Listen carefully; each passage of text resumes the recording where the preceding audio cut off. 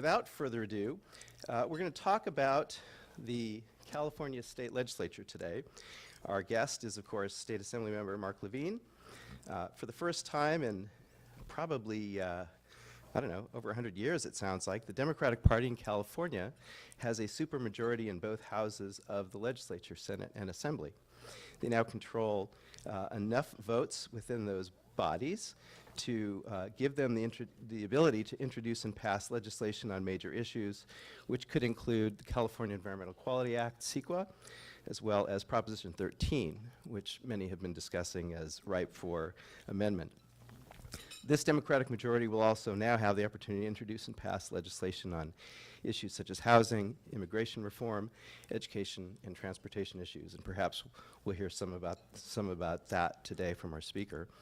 Assemblyman Levine has been in the state government since 2012, represents Marin and Sonoma counties. He previously served in the San Rafael City Council. He holds a master's degree in National Security Affairs from the Naval Postgraduate Academy in Monterey, as well as a degree in political science from California State University in Northridge. So please put your hands together and welcome Assemblymember Marc Levine.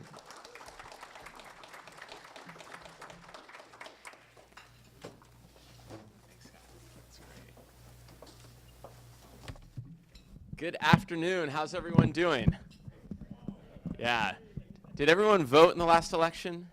Yeah, Marin is usually the highest turnout county in all of California. It's pretty amazing when we see those numbers. Usually I'm one of the top vote getters in the assembly, not because I'm so great, but because so many people actually go and vote.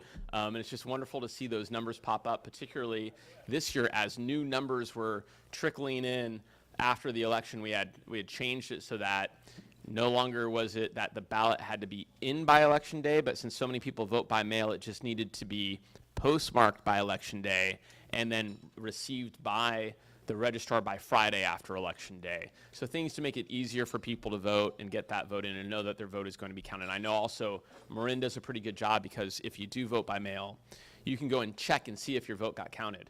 You can go online and do that, which is pretty spectacular. So for those of you that love the, little OCD, need to check that out, you're able to do it. I'll admit that I have, just to make sure that it occurred. It's great to be here. It's amazing to think that I was elected back in 2012. I've served already 6 years. I'm now in my 7th year, my 4th term. When I ran in 2012, the term limits were 6 years in the assembly. And usually assembly members didn't serve that long if they could find a Senate seat to run for, because then you could do another 8 years in the Senate. So if you were in the assembly for 2 years and you had an option to run for 2 more 2-year terms in the assembly or 2 4-year terms in the Senate, you would abandon that assembly seat in a heartbeat to run for 8 more years instead of only 4 more years. So you, the voters, had the wisdom to change that in 2012 on the June primary ballot when I was running to alter that so that you can serve 12 years all in one house, divided up between the 2 houses if you wanted to, but no longer a 6 and 8. It was just 12, however you wanted to do it. So they kind of shortened it, but they made it so that we'd have a little bit more time in our jobs, not as much jumping around. And also, quite honestly, a lot of assembly members, they would have to run for Senate against their colleagues. And so maybe make a little bit more peace in the home of not having to figure out, well, how can I one up the person sitting next to me so I look better come election time. And so we've seen a lot of changes with that as well. But we still have special elections. We had a Republican Senator, Ted Gaines, get elected to the Board of Equalization, which I'm for getting rid of. So that's opened up a Senate seat. Another Senator, Ricardo Lara, down in Los Angeles, became the insurance commissioner, so that's opened up another Senate seat. And so there are still people who are running for those open seats, including multiple assembly members who think that the grass is greener on the other side, even though the carpet in the Senate is actually a pinkish red. And we have the green carpet in the Assembly because, much like the House of Lords and the House of Commons in London, we are the people's house in the Assembly. We're green like the fields that the peasants roam. And it's the Senate that is the house, up on high. And so it's regal and colored red like royalty would have. And so it's a little bit of a change of scenery between the two houses nonetheless. But there's also been another change. So when I was elected in 2012, we had a supermajority briefly in time. We had 55 members, so a supermajority, 2/3 of the Assembly is 54 members out of 80. And so we had this muscle, so to speak, to do things like pass taxes. It requires a 2/3 vote. And other things. Reform, the Political Reform Act requires 2/3 votes. Often we can find ways to be partisan about it, but sometimes not partisan. If the Democrats just are in lockstep, we can make massive changes to the state and tax code. And we didn't, to my satisfaction, really exercise that muscle, not in getting a specific thing passed, but to measure whether or not a Democratic supermajority would actually use it. In a couple of circumstances we did with SB 1, the gas tax, which the recall of the gas tax failed miserably at the ballot. Marin was one of the highest no votes on the recall of any county in the state. So thank you if you like to have good roads and infrastructure and highways. We've got to invest in it. So you guys, I think, did a pretty good job, those of you who voted no on that. But we've seen since 2012 an increase in the Democratic membership. So, for example, because of something else that was new to the votes for the legislature in 2012, and how I got elected, was this new top two dynamic, where the two top vote getters in the primary will then move on to the general election, allowing us to have intra-party elections in the general election. No longer would we have one Republican, one Democrat, one Peace and Freedom, one Libertarian, one Green Party. It's just two people. And so in a lot of districts in California, that means you're going to see perhaps two Republicans or two Democrats, and which is what we've seen in my assembly district many times. And were you guys able to hear me without falling down? I'll pay more attention to that. And so what we've seen is across the state, I think this is slowly going to keep going down, across the state, we've seen this trend. And so we've seen this trend in really fascinating ways that, for example, is that better? Yeah. And I mean, I can hear myself better. I like it. No. I know I should end my stand-up career pretty quickly. We saw a race in San Diego. The assembly member who was there, who was elected with me, he decided to run for Congress. And he did not make it into the top two for that congressional race.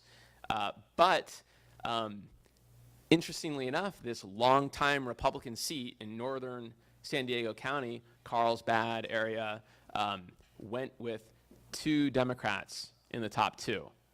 So there were a lot of people running for that. You didn't know where it would all come out. In the last couple of weeks, there were allegations against the one Republican, I think the son-in-law of Governor Pete Wilson, and that dragged down his numbers, and two Democrats ended up in the top two. One woman, the one who won, Tasha Borner-Horvath, who was a council member in Encinitas, and then another who ran a real campaign, another individual, a woman who did not run a campaign, but she had a famous name.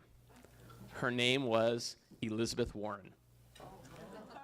And so she ran no campaign at all. Pete Wilson's son-in-law ran a very aggressive campaign. Tasha, Assemblywoman Borner-Horvath, ran an aggressive campaign. And Elizabeth Warren had this magical name.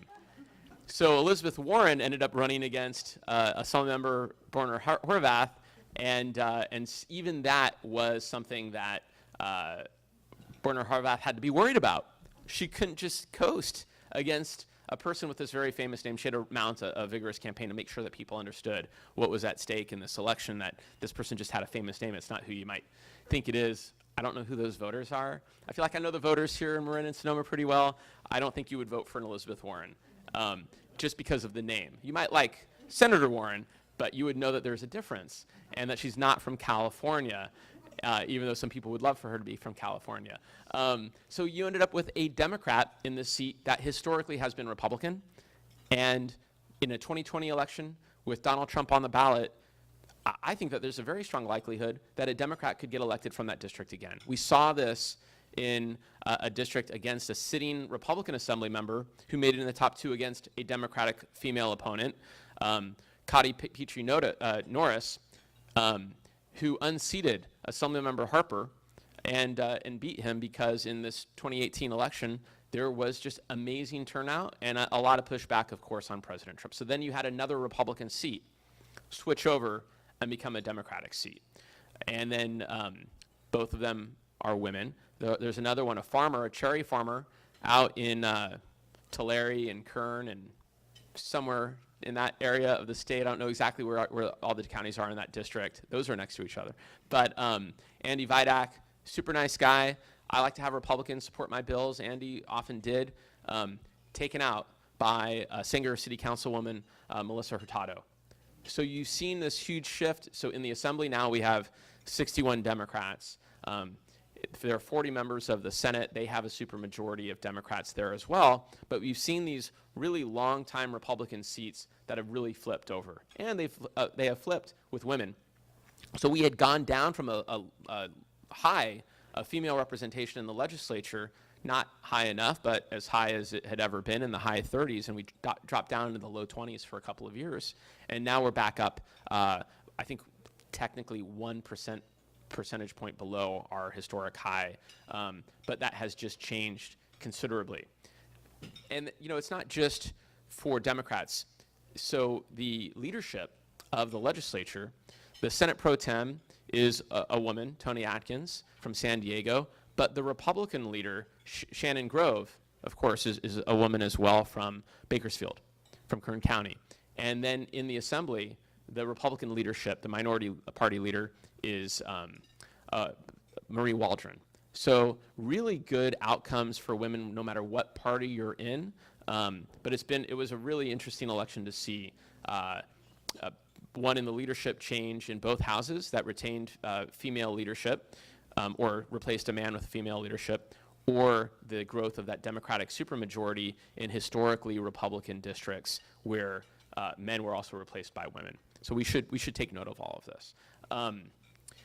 But the Democratic caucus has grown in other ways.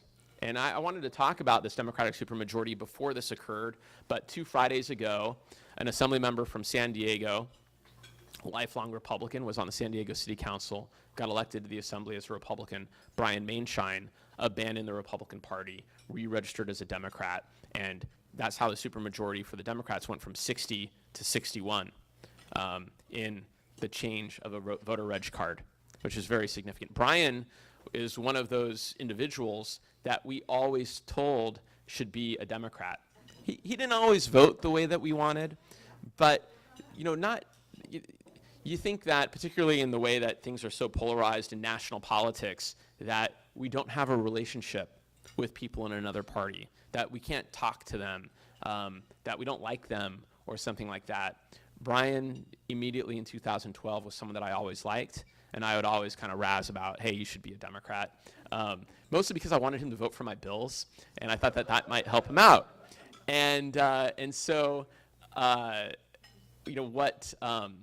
after this election, his election was very close, and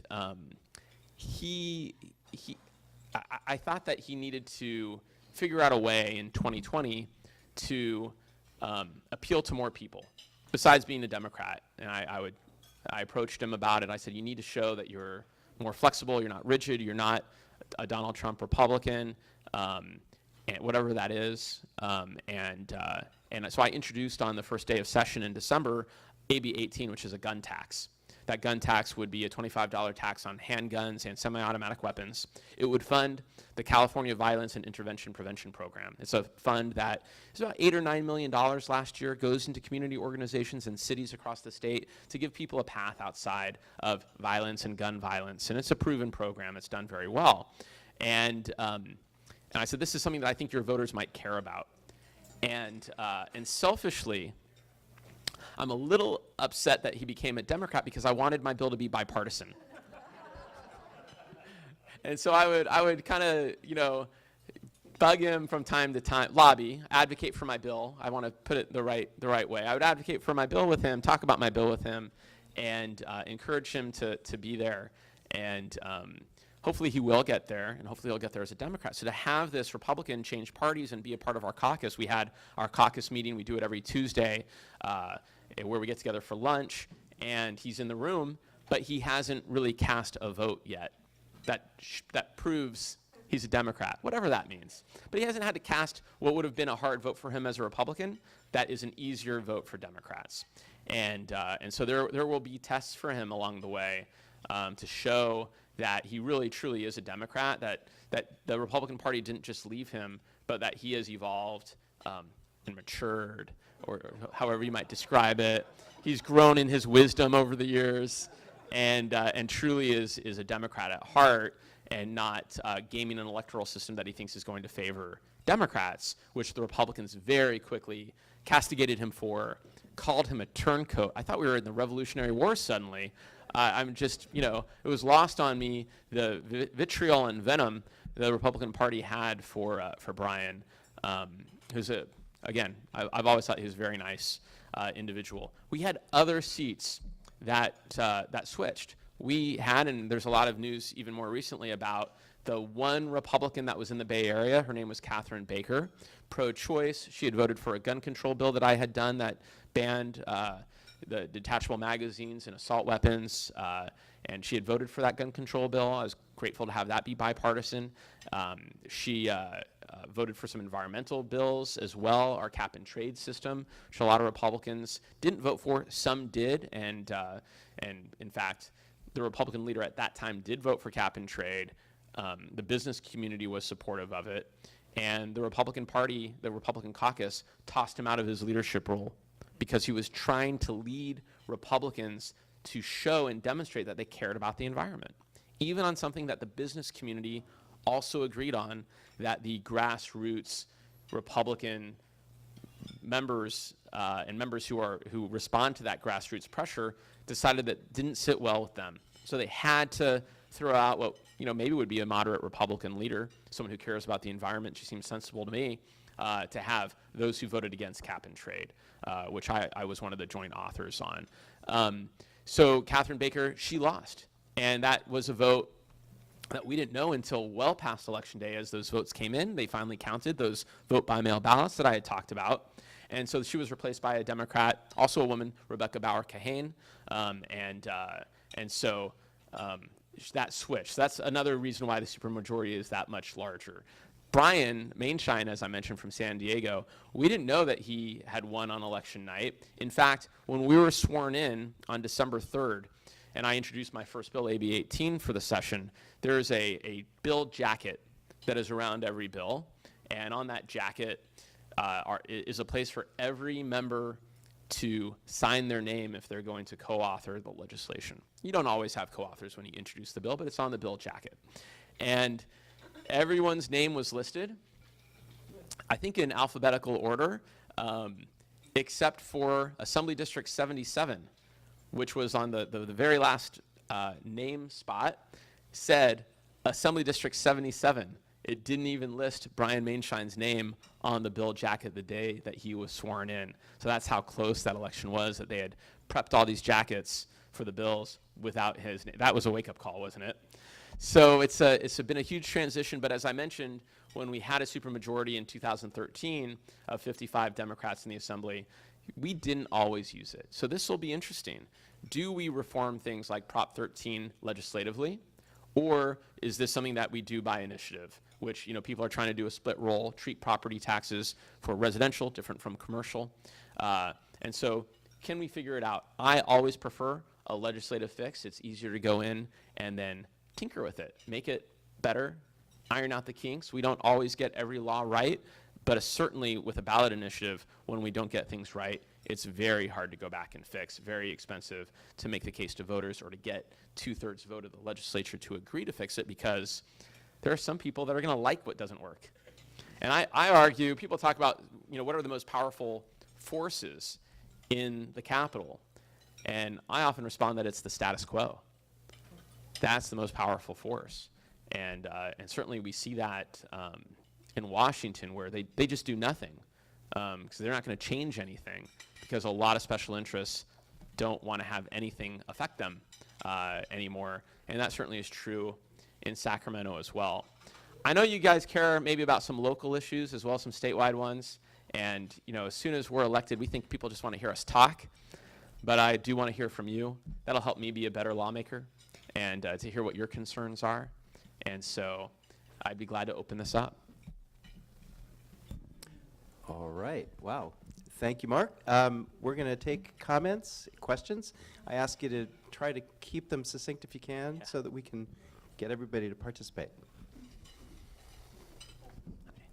Thank you, Mark. Yeah.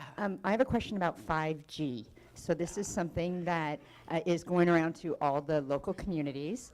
It is being put forward by the wireless community, and it's something that San Rafael has grappled with. So my question to you is this. The Telecommunication Act of 1996 is the act that is preventing cities from looking at anything having to do with the health effects. So is there a place or a way that California, the legislators, can get involved in that conversation about potential health impacts that we don't know? Yeah, we're already having that conversation. We're all hearing it from our local communities and friends who have those concerns. Obviously, it's been in the news that our local cities have been grappling with this issue as well. So I'm not sure how we can tackle the problem, but it's something that we're talking about. And if that comes out to some solution or some way to look at those issues, those impacts, I think that we would all benefit from having more information. Yeah, Jeff. Okay. Question over here. Thank you. Mark, I'm involved in shore resiliency in San Rafael, and one of the things that I've noticed that's really, really a challenge for communities, not only here but throughout the state, is to be able to secure money for planning and community engagement. The first step in doing any projects that relate to shore resiliency and flood risk reduction is to get communities together to plan, and the problem is there's no money to do that.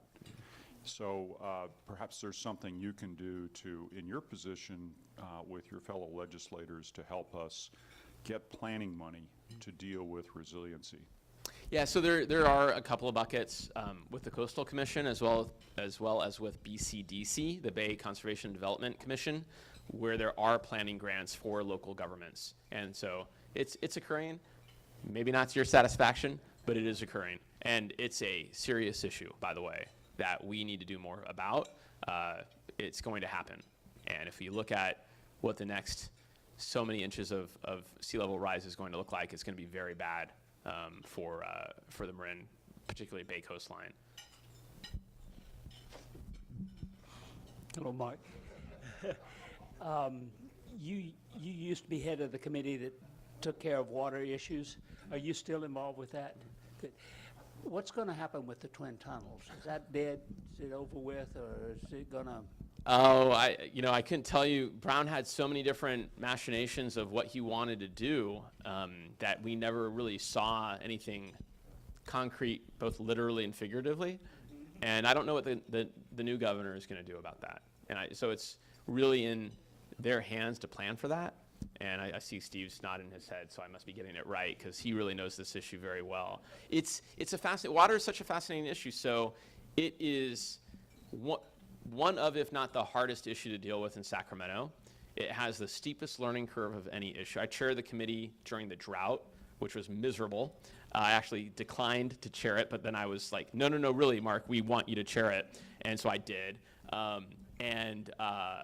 And it was a pleasure. I mean, it was a real honor to deal with it during the drought. But there's no end in learning it. It is not a partisan committee. It is a regional committee. So Democrats and Republicans will shift their votes on issues that don't go toward a partisan divide at all. And so managing those votes, trying to negotiate the nuances of language and bills to kind of garner the votes necessary to pass or to make sure they fail was always just a really dynamic process and continues to be. Yeah. Other questions? I have a question while you're all thinking of yours. It was interesting to hear your story about the member who's switched from Republican to Democrat and the wrath that incurred within the Republican Party.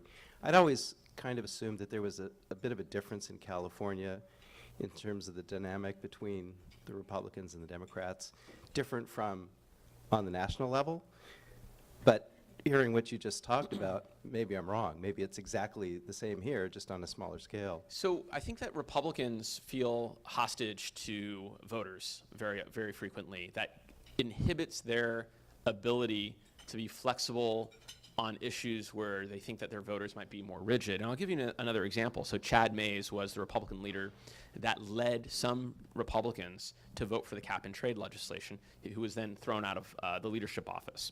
He, another wonderful, really nice man, holds his values very, strongly. He's a conservative, but he's practical. And so he went with the business community in supporting cap and trade as a way for Republicans to be also caring about the environment. And he could not win his district as a Democrat. He's in the kind of near the Inland Empire, Palm Desert area. And he also is not a Democrat. He's not. So, he's not pro-choice or, all these social issues that Democrats care about.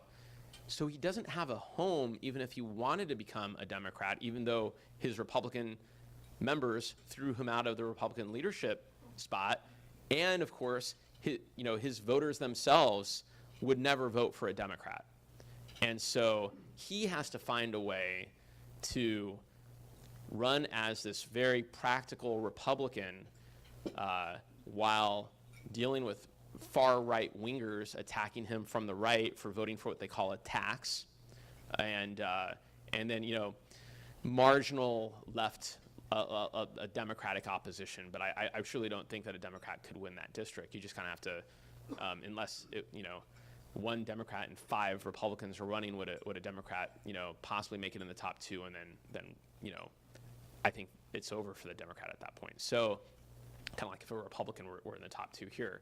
So so he's got to make the case to voters that they need leadership like him, that the Republican Party needs to evolve, that they need to be a party that attracts people rather than pushes people away.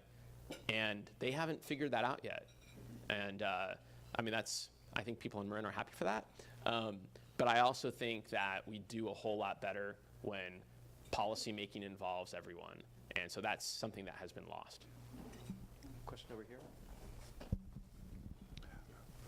I recently attended a regional meeting of the League of California Cities and heard a interesting presentation by CASA about housing, and it sounded interesting, sounded hopeful that we might actually have some solutions coming to the legislator. Do you have any idea what might be coming your direction on solving the housing problem in the Bay Area? So we had a presentation on cost of the Bay Area caucus, which is all Democrats, got together for a retreat here in my district.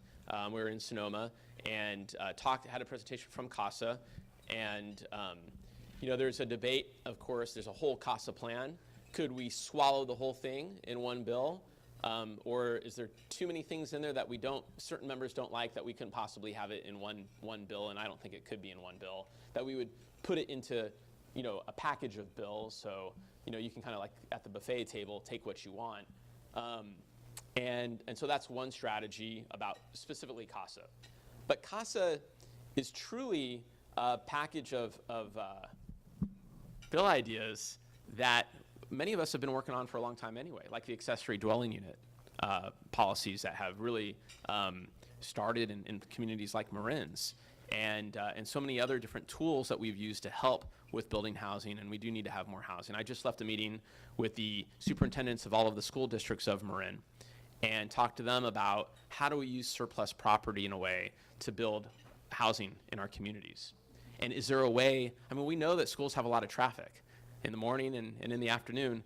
How do we streamline the planning process so that we don't need to include very costly studies on traffic for a school site that we know has 2 very heavy times of traffic every day?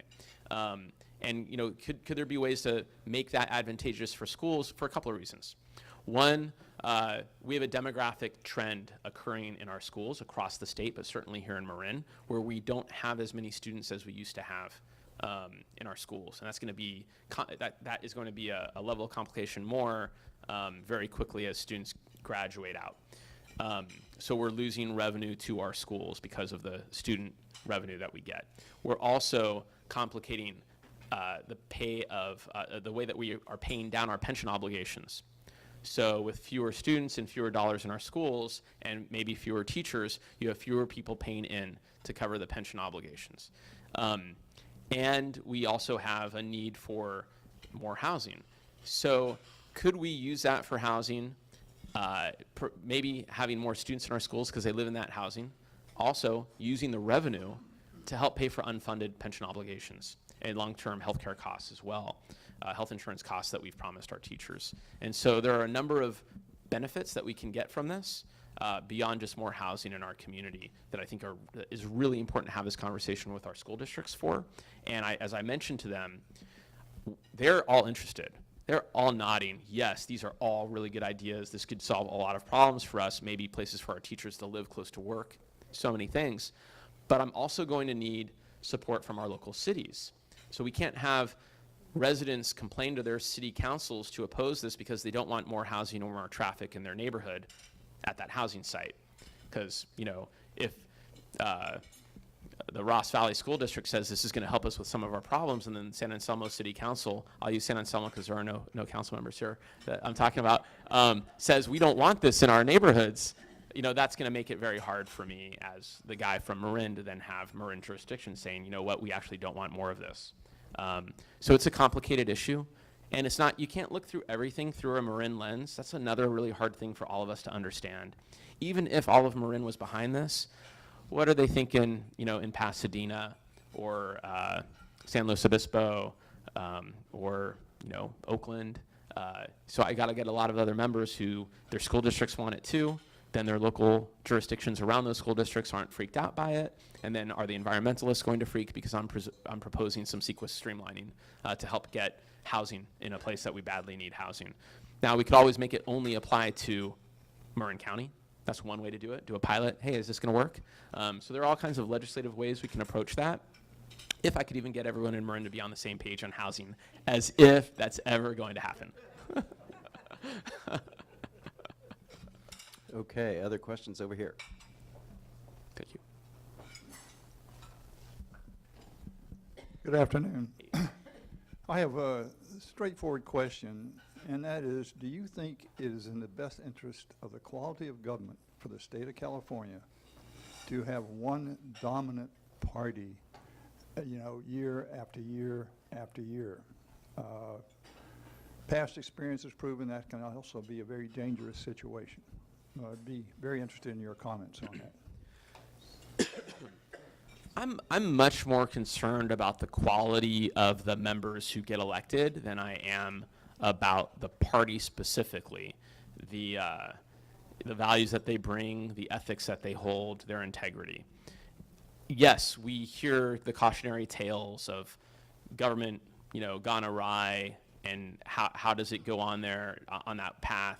You know, a lack of accountability, maybe a desire to hold on to power, a desire to shy away from transparency, behaviors that we see out of our White House, that, you know, could this affect us here in California as well? And I've cast votes on a number of items and issues where, you know, I've been, you know, literally in the singular minority on that vote as a Democrat.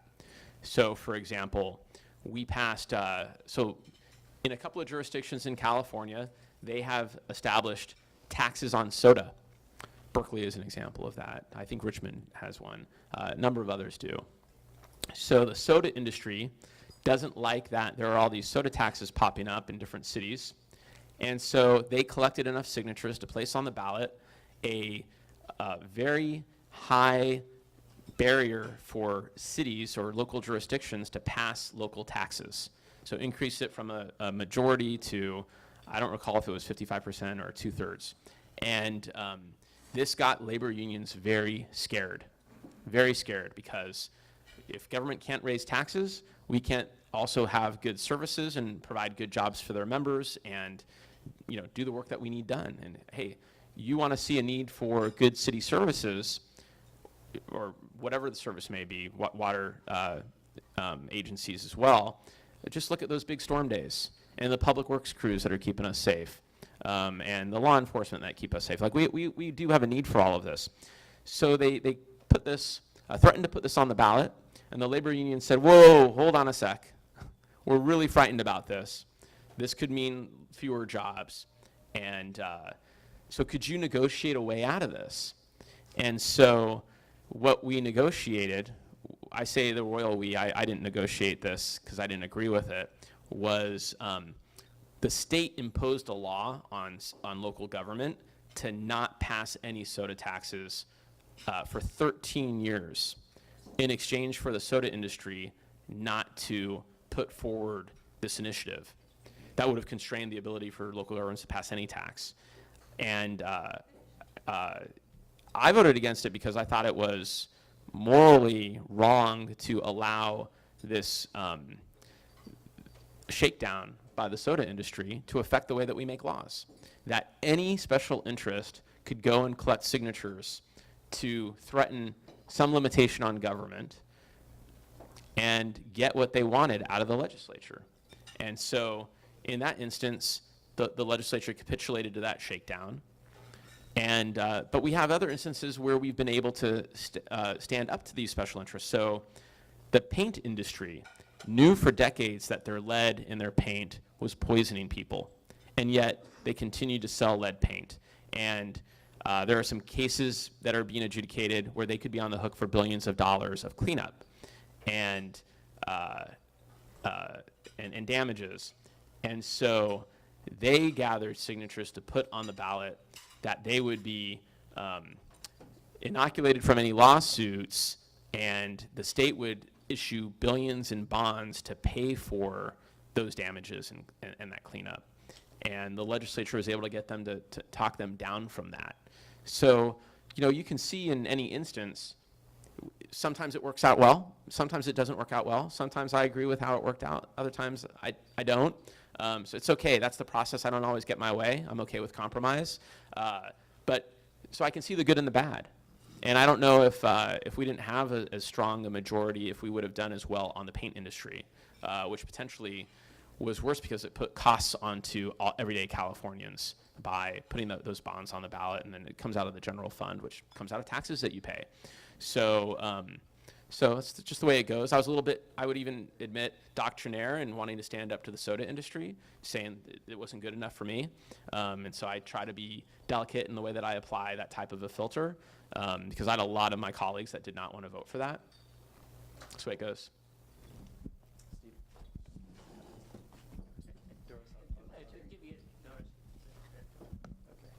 Thank you.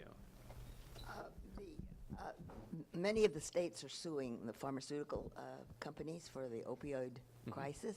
I'd like to know where the state of California is in that. It's something that has cost the state a good deal of money. It's cost the state a good deal of money. It's cost a lot of lives, a lot of heartache, a lot of pain, and so, you know, we've passed a lot of laws to try to get us out of that crisis and also to help people in the community.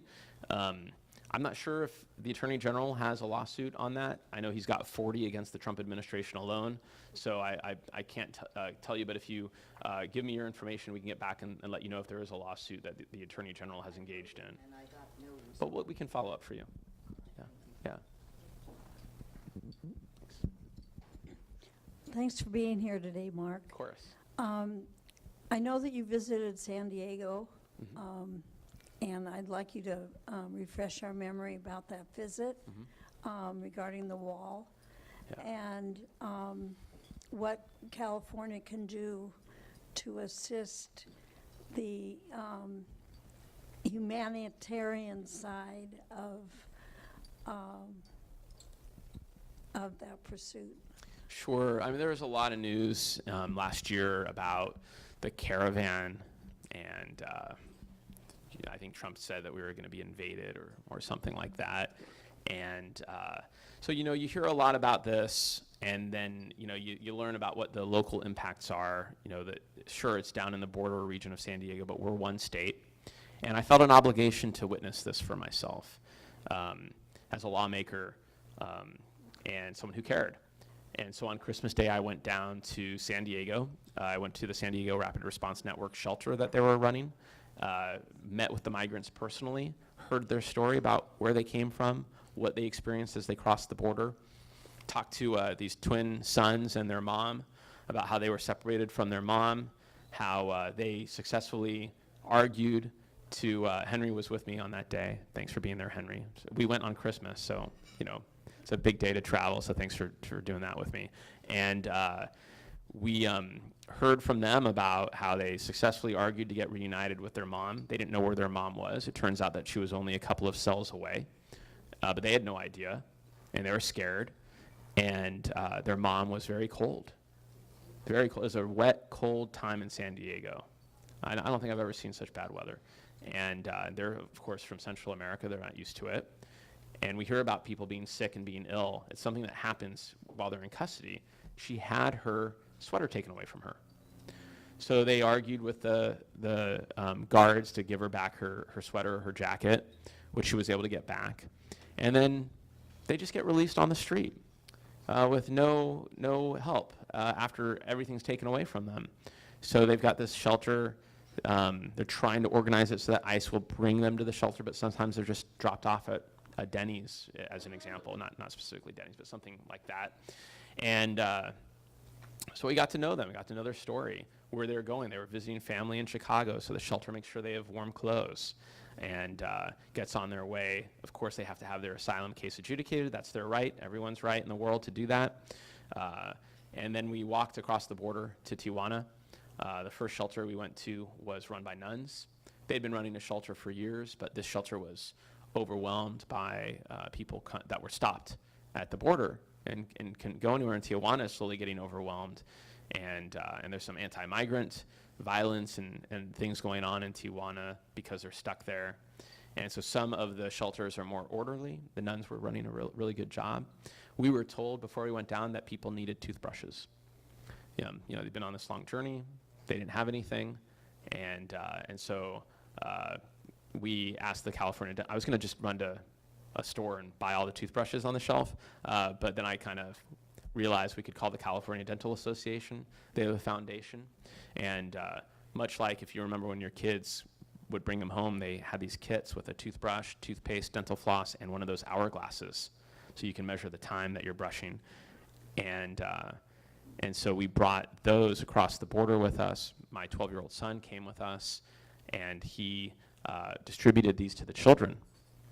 And this was something that was requested of us, but it really felt like a lump of coal on Christmas Day to get a toothbrush. They wanted the toothbrushes. They really wanted them. Every kid wanted their own toothbrush. It meant something to them to get one. And the adults wanted them too. So we passed out a few hundred of those. We saw some other shelters as well. I also met a veteran who was deported about 20 years ago, was raised in East LA, knew no other country. He broke the law. He admitted that he broke the law, and he was deported.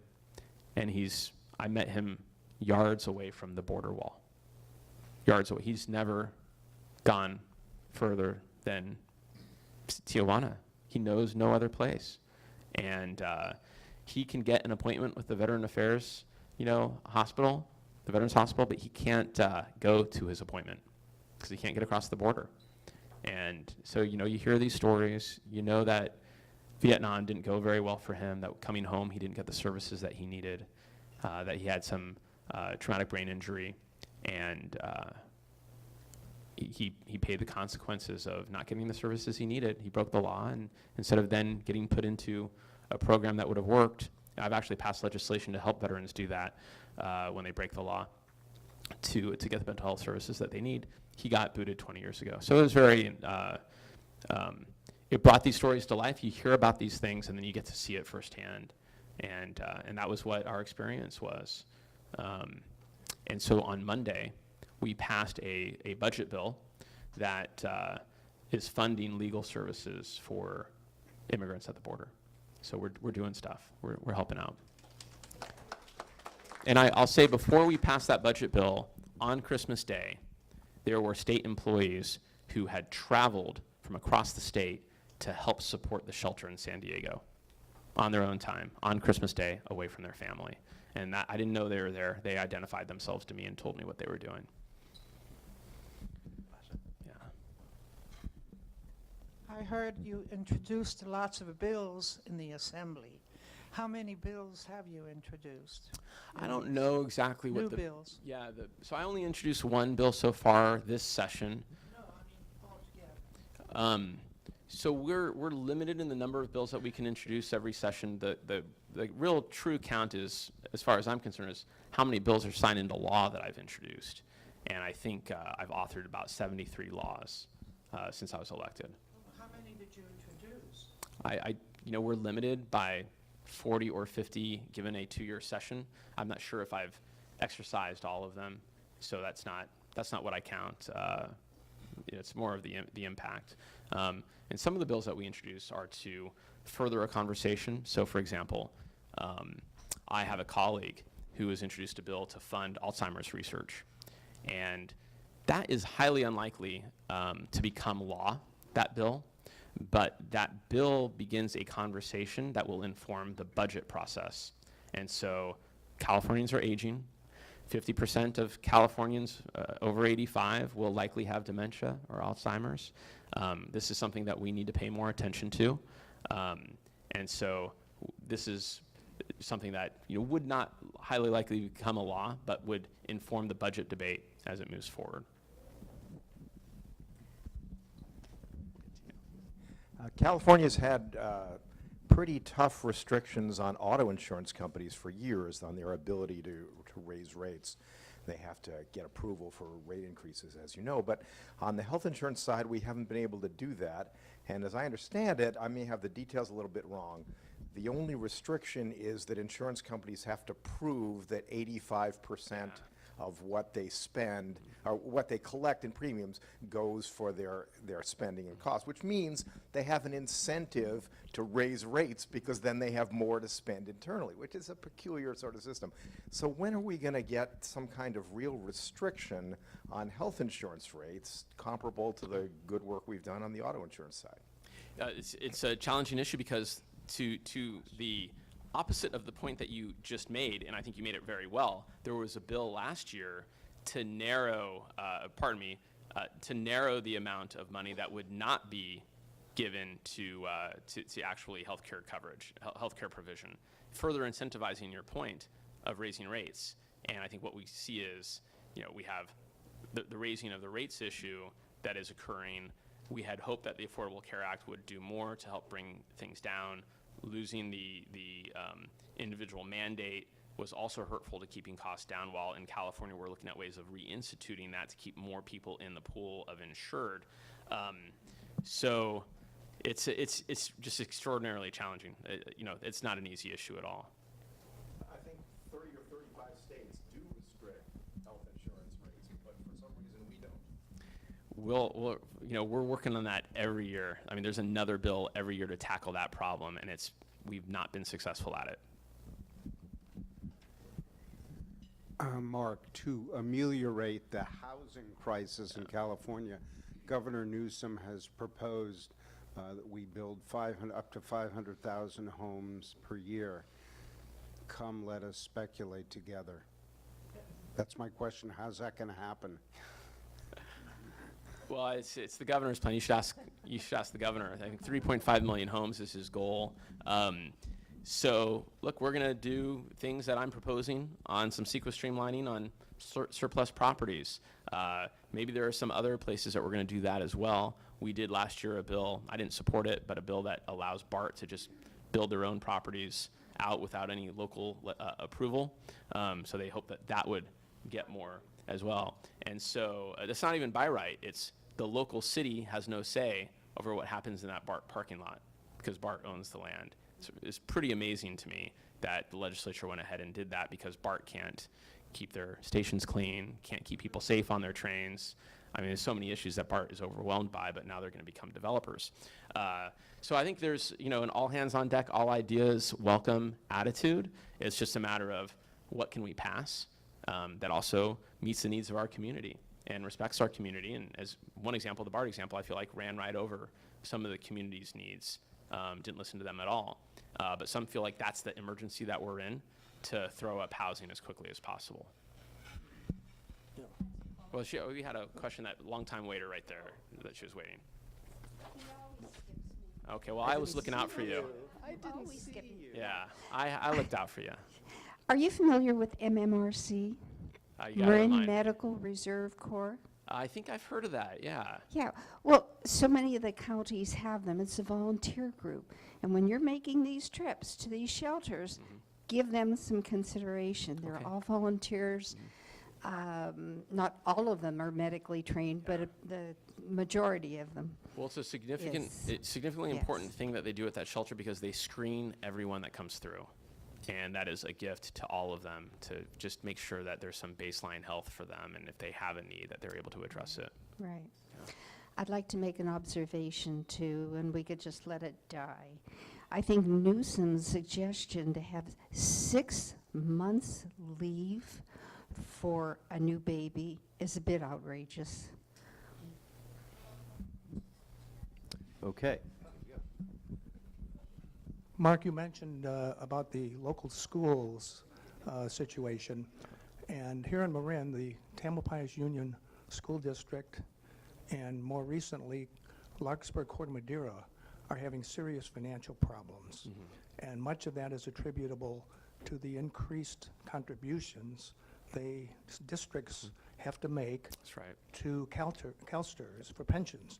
And that's dictated by AB 1469. Is there any movement afoot to modify the requirements of 1469 and more generally to bail out some of the school districts who can't afford this cost, which cuts back on delivering educational services? It's a great question. I've talked with the schools about it. And it, as I mentioned earlier, and Jill had a question, I just want to make sure that people who got overlooked get a turn. This is happening, that as we're ratcheting up the school district contribution, I mean, look, let's first remember, they made promises they need to keep. So we're expecting the school districts to keep their pensions solvent, and they've got to do more to keep those promises. That is bucking right up against the demographic downward shift in school population. So they're getting less revenue as they're being expected to contribute more. So we've heard this for years, and in the budget proposal this year, the governor has proposed about just under $3 billion to pay down STRS in one big bite. That will have probably about $7 to $8 billion of lower payments later. And then this year, about $700 to $800 million to help individual districts' contributions as well. So we're attempting to get at that. I think the challenge is, long-term, is that going to be sustainable? Because if they're paying at that increased highest percentage, and I'm going to get it wrong if I say what it is, but I think it's in the high teens, that they might not be able to get the money in the classroom that the students need. So 18%, yeah. So we're looking at it, and I think that the governor has been receptive to helping the districts out.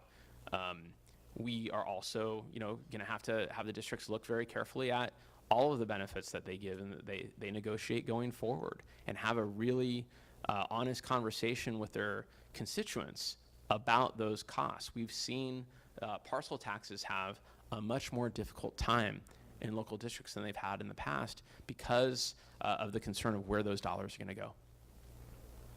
Okay, question here. I just had a follow-up to the housing question. You know, when we were doing our housing element in Sausalito a few years ago, it seemed like the state had very rigid requirements for that. And I liked your idea in talking about sort of unique ideas for housing and providing housing, and especially for Marin County, where we have a lot of land mass but not a lot of room to build housing, right, as you know. How flexible do you think the state is going to be with the legislation in letting local communities sort of figure out how to address the housing issue in unique ways that fit into, you know, the geography of their community? Because that's a big issue for us in Sausalito. Oh, yeah. How flexible do you think the legislation is going to be? Because we, you know, last year there were a lot of housing bills that were staring us down, that were going to be very draconian in allowing development. And those of us in the smaller communities were very concerned about that, especially a small historic seaside community like us. So, but we have a lot of ideas for, you know, unique ways to fulfill those requirements. So there's got to be flexibility, and I've always been for it for Marin because there's a double standard that's applied to Marin. We're a rural or suburban county, depending on where we are. We're also a built-out county, and yet for affordable housing purposes specifically, we're considered urban like San Francisco and Oakland because of the metropolitan statistical area we are in. Both the Obama and George W. Bush administration said do not use the MSA for programmatic purposes. It's just to gather statistics. But the state applied the MSA with a policy goal, and the housing advocates just want their way. I don't think they're looking at the outcomes, because to have that standard applied to Marin has not given them the outcome that they would want. So what I truly believe is that they just want to be punitive and then force what they want because we haven't been able to do it. But if you see where housing has been built, whether it's affordable housing or even market rate housing, it's not been in Marin. People aren't really coming to apply for a lot of building permits in Marin. But this has been actually something that we've seen across the Bay Area, where the money is being made on luxury housing. That's where the profits are. And to subsidize an affordable housing unit, $700,000, give or take, on whatever community you're in the Bay Area. So you can only build, if you're going to have to build some affordable housing with the other housing you're building, you can only afford to do that with luxury housing. So then you miss out on market rate, missing middle they talk about for just regular people need to live somewhere. And then that hurts other aspects of the economy. And you only have the very rich and you only have the working poor. And so this has compounded problems. We also are 8 years removed from the Great Recession, from the other housing crisis we had, where, you know, people would love to buy a house, but they couldn't get financing, or they'd love to hold on to their house, but they wouldn't be allowed to refinance because they would have been underwater. And so we have just taken this amazingly wild swing of the pendulum, and we're policy making by wild swing. And so I think flexibility would allow us to plan for our own communities, and anything that we have going forward, I think, needs to make sure that Marin is not lumped in with other communities' standards mistakenly or purposely, as the case is now, just because they're upset that you know, Marin's a really nice place and a nice place to live. And I think that the people do have a chip on their shoulder about Marin, and historically Marin has had some problems. So you're always trying to kind of work out some of those issues. But that's where my advocacy has been, and I've tried to communicate that to my colleagues. Huntington Beach was just sued by the Newsom administration. From my understanding, they did something pretty bad. So what Huntington Beach did was we have to submit, our cities have to submit their housing elements to Housing and Community Development in Sacramento for approval. Did we zone for the housing that we need to have in our communities?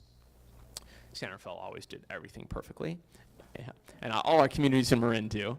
But you know, having been a council member, gone through some general plan conversations, you know, it was something we took very seriously, and during the recession was very hard to deal with as well.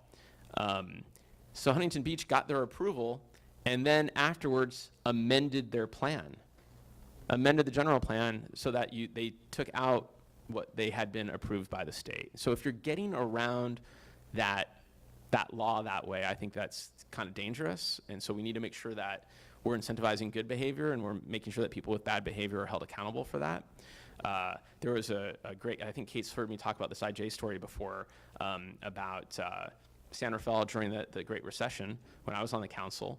And they showed that the number of housing units built in San Rafael was lower than the number of housing units permitted by San Rafael. So in Sacramento, the conversation is we got to beat up on the cities who are the bad actors, who don't build enough housing. Well, we all know that cities don't build the housing, developers do.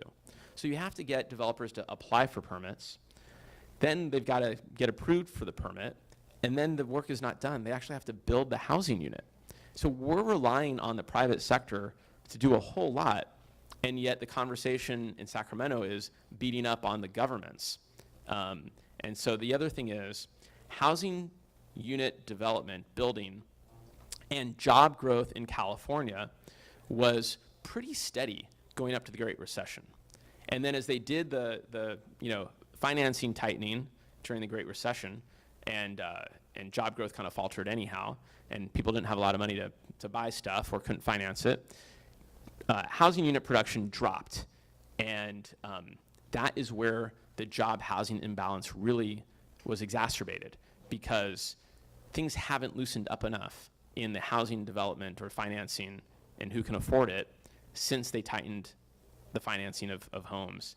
And so jobs have shot up real high, and homes have not, home building has not gone up as high as well. A very easy way to look at that is San Rafael's population, not San Rafael, pardon me, San Francisco, that other big city, went up in, I think, 80,000 in population, but 170,000 in jobs.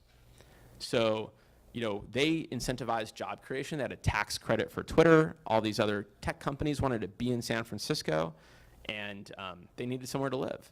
So we then all kind of deal with the housing pressure created by San Francisco's job policies. And my San Francisco colleagues who were on the Board of Supervisors at that time do not like hearing that. I actually have to get to Sacramento. So I really am sorry that if there are more questions that I'm not able to take them. But I want to say thank you to Marin Coalition for hosting me. It's really an honor to be with you. I love connecting with you and hearing what your concerns are. I'm going to leave Henry here. You can all, swarm him. So we talk. Yeah, Henry's pretty good. So we talk a lot about Sacramento, or how many bills I introduced or how many bills I passed into law. The best thing I can do, truly, is the constituent services that people need. So if you have a problem with insurance, if you have a problem with a state agency, if you didn't get paid your money from the franchise tax board that they've held on to, or they tell you you owe more than you think you do, unemployment insurance, whatever it might be, disability, Medi-Cal, call my office. We can help you. It doesn't mean that I have to introduce a bill and pass it into law. I might be able to pick up a phone, call the right state agency, get your issue resolved. I'm not always able to solve the problem. It's like opening up the third lane on the Richmond Bridge. Sometimes it takes a little bit of time, maybe working with a few different agencies, but we keep on working at it, and maybe we'll be able to help you, and maybe we won't, but we'll try for you. So thank you guys so much. Let's all thank Assemblyman Levine.